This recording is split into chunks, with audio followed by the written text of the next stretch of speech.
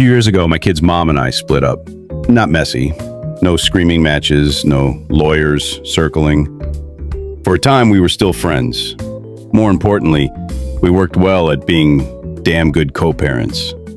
But that left me and my daughter in this 30-year-old trailer, sitting on 2 acres my dad owns. Owns being a loose term. We moved here in 2021 when our rental got sold out from under us. My dad swooped in with an offer. "You can live in the old place for cheap," he said. Bet. The old place was a rundown single-wide that had been abandoned for years. A time capsule of faded wallpaper, sagging floors, and 1990s optimism. But it kept us warm and dry, and warmth and dryness are underrated. I figured my dad's offer for us to live in the trailer was out of kindness. Later, I learned it was also a tax dodge. Turns out my dad couldn't afford the back taxes and didn't want the bank taking the land. We were less family he wanted to help, and more human foreclosure prevention. But the math checked out. Even with the quirks, it was cheaper than anywhere else we could rent. It gave me the wild idea that maybe one day I could buy the other half of the land, save a little, build something. That was the dream.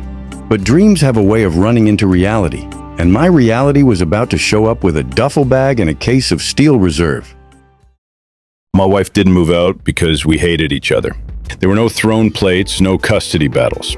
We still liked each other, we just weren't working. Somewhere between raising a kid, scraping rent money together, and surviving a pandemic, we lost whatever it was that made us a couple.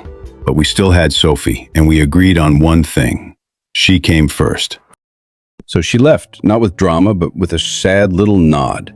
That left me a single dad, in a rundown single-wide, trying to be half parent, half handyman, and about 80% broke. The plan was to work more hours, keep the lights on, maybe fix the leak in the roof, but plans don't mean much when you're just trying to keep your head above water. I've been smart with money until I wasn't. Bills, Sophie's needs, the car I had just bought. One credit card later, I was riding the edge of broke. Then my dad called. "Me and my roommate ain't getting along. I might need a place to crash," he said. I rubbed my eyes, already regretting what I'm about to say. I should have said no. But no is hard when the guy asking is your nearly 70-year-old dad, especially when he's also the landlord. My dad sat down with me and made a lot of promises. "I just need somewhere for a bit. We can split bills, I've got food stamps, it'll work out," he said. I told him, fine. But there was one rule. No drinking all the time. I can't have that around Sophie. My dad said, "Of course," with the same tone you'd use to promise you'll take the trash out someday. My dad's resume was colorful. Carpenter, biker, part-time Casanova, full-time drinker. He could be charming. He could draw you in with a smile, then burn the bridge behind you before you even crossed it. I wanted to believe the no drinking deal might stick. Then I saw him walk in carrying his luggage, and his liquid luggage. Maybe it was a celebratory drink, I told myself. But then came the mornings. In less than a week, it was clear. I hadn't gotten a roommate. I'd adopted a 69-year-old toddler with a drinking problem. It wasn't easy living with my dad, but it wasn't all bad. We had mornings like this, coffee, eggs, no drama, just a father and son actually talking. "You're a good dad, you know that? Better than I ever was," he once told me. I hid the flicker of pride behind a sip of coffee. There were glimpses of the guy I wanted him to be, the one I remember thinking was cool when I was a kid. And then I'd remember the blunders, like the time he thought he could hide a six-pack from me on an open sidewalk. The time he was fixing a church roof, fell clean off the ladder and broke his ribs. He never walked the same. You think that might have been a sign from above to change his ways, but nope, business as usual. Or the time, one of many, when he wound up homeless, sleeping under bridges until the cold caught up with him. Pneumonia, ICU, 2 weeks on a hospital bed. Most people would call that a wake-up call. For him, it was just an intermission. By week 3, I'd stopped counting the beers. Not because I'd made peace with it, but because keeping score in a game you can't win is just cruel. The little things started to get to me, like his constant complaining.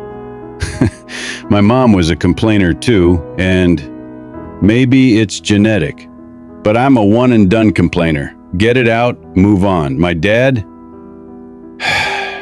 he's got the deluxe all-day unlimited plan.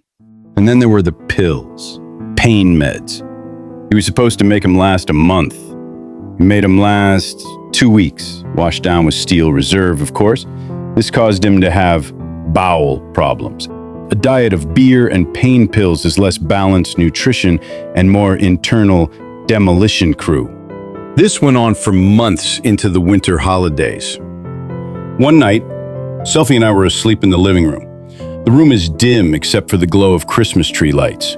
Sophie had fallen asleep on the couch. I was asleep on a floor pallet I made of pillows and blankets. Dad shuffles toward the front door for a smoke when I heard a crash on the porch. I didn't check on him. Not right away. I just listened. Sometimes you don't want the visual to go with the audio. Soon Christmas rolls around, Sophie opens her presents, Dad sits nearby with a beer, openly ignoring my pleas to stop drinking as much.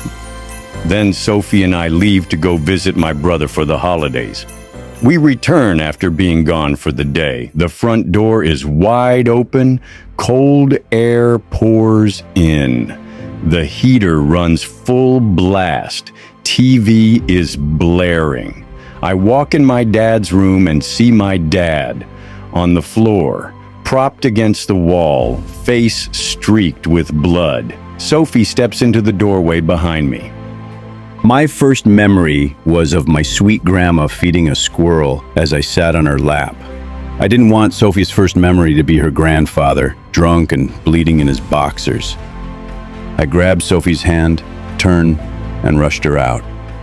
I packed as much stuff as I could, loaded it all into my car as well as Sophie, and left, headed back to my brother's house with no intention to return to the chaos that my dad had created at the trailer. I thought he was fine.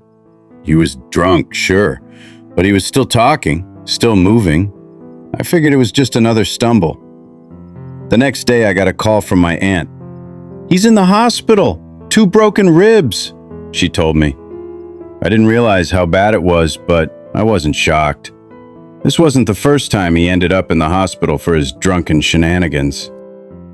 A week later, when my dad got out of the hospital, he texted me begging me to move back to the trailer. His truck had broke down and he needed someone with a car to get him around. Even if he did still have his truck, he would have been driving illegally due to the many DUIs. But he persuaded me. Promised to keep the drinking to a minimum. That night I dreamed of a bear trying to break in, and I knew the bear was my dad. If I let him back in, he'd tear apart everything I'd built for my daughter. But I returned, cautiously. My dad is cheerful, too cheerful. He welcomes us back, but with a beer in his hand. I didn't realize it, but this was the beginning of the end.